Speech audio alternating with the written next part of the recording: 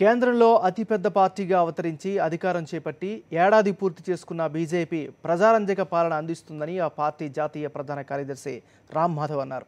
అవినీతిని అంతం చేసి స్వచ్ఛమైన పాలన అందించామని, జన్ధన్ యోజన సహా పేదల కోసం 4 చట్టాలను చేశామని, రాష్ట్రాలకు 10% అదనపు షేర్ను అందించిన ఘనత తమదేనని అన్నారు. ఆర్థిక వ్యవస్థలో 8.2% వరకు పురోగతి సక్సెస్ సాధించామని చెబుతున్న రామ్ మాధవ్తో సాక్షి ఢిల్లీ ప్రతినిధి వెంకటేష్ ఫేస్ టు ఫేస్.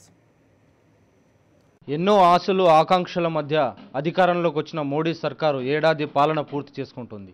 ఈ ఏడాది పాలనలో సాధించిన విజయాలేంటి, వివాదాలు విమర్శలపై మనతో మాట్లాడేందుకు ఆ పార్టీ జాతీయ ప్రధాన కార్యదర్శి రామ్ మాధవ్ మనతో ఉన్నారు. సార్, ఏడాది కాలం అయింది అధికారంలోకి వచ్చి, నికరంగా మీరు సాధించింది ఏంటి? ప్రజల జీవితాలు ఈ ఏడాది కాలంలో ఏం మెరుగుపడ్డాయి? ఎంతో నిరాశ నిస్పృహలతో ఉన్న సమయంలో ఏడాది క్రితం ఒక ఆశా దీపాన్ని ప్రజల ముందుంచి ఒక హోప్ని ప్రజలకు ఇస్తూ మేము ప్రభుత్వంలోకి వచ్చాం. ఆ హోప్ సిచ్యువేషన్లో నుంచి ఇవాళ మంచి విశ్వాసము, ఆప్టిమిజం ప్రజల్లో నిర్మాణమయ్యే విధంగా ఒక భరోసా కలిగిన ప్రభుత్వం మనకున్నది, ఈ ప్రభుత్వం మీద మనం భరోసా పెట్టచ్చు, మన జీవితాలు చక్కబడతాయి అనే ఒక విశ్వాసము, ఒక భరోసా ప్రజల్లో కల్పించే విధంగా సరైన దిశ, సరైన లక్ష్యం పెట్టుకుని మా ప్రభుత్వం పనిచేస్తుంది.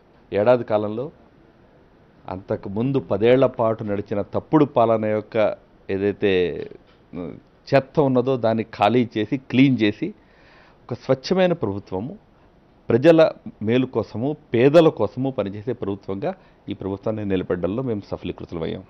నికరంగా రాజకీయంగా కానీ పరిపాలన పరంగా మీరు సాధించిన విజయాలు అంటే టక్కున చెప్పేటువంటి 1-2-3 అంశాలు ఉన్నాయి ప్రధానంగా మార్చినాయి?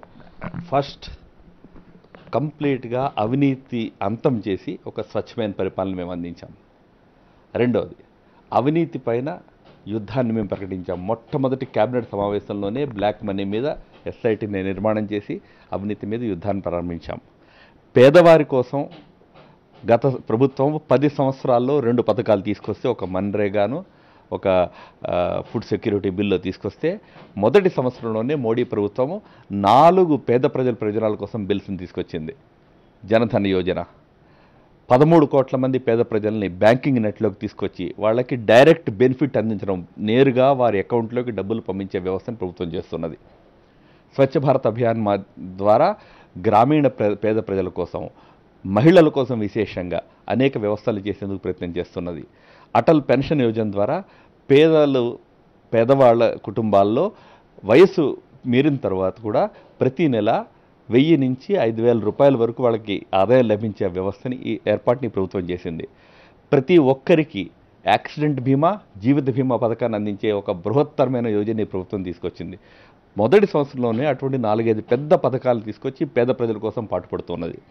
వ్యవసాయంలో ఉన్నటువంటి ప్రజల కోసము, వారి మేలు కోసం అని చెప్పి సరైన compensation, right compensation, proper rehabilitation ఇచ్చేటటువంటి ఒక రిఫార్మ్ని, ఒక అమెండ్మెంట్ని మేము తీసుకొచ్చాము. దాని గురించి ప్రతిపక్షాలు తప్పుడు ప్రచారం చేసి రైతులను మభ్యపెట్టే ప్రయత్నం చేస్తున్నాయి.